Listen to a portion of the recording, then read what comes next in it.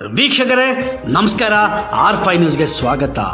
ಕೊಪ್ಪಳ ಜಿಲ್ಲೆಯ ಇರಕಲ್ಗಡದ ಹೊರ ವಲಯದಲ್ಲಿ ನಿನ್ನೆ ರಾತ್ರಿ ಸುಮಾರು 2 ಗಂಟೆಗೆ ಭಾರೀ ಗಾತ್ರದ ಸಿಡಿಲು ಬಡಿದಿದೆ.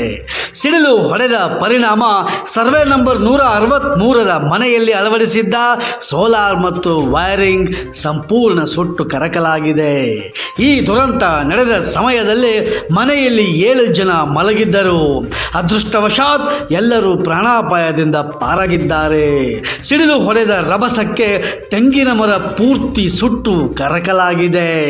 ಮನೆಯ ಮಾಲೀಕರಾದ ಶರಣಪ್ಪ ಈರಪ್ಪ ಹರ್ಲಾಪುರ್ R5 ಸುದ್ದಿಯೊಂದಿಗೆ ಮಾತನಾಡಿ ತಮಗೆ ಆದ ನಷ್ಟವನ್ನು ತೋಡಿಕೊಂಡರು.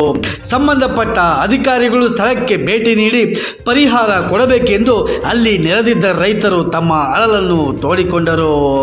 ವರದಿ ಗಿರೀಶ್ ಹಿರೇಮಠ, R5 ನ್ಯೂಸ್, ಕೊಪ್ಪಳ.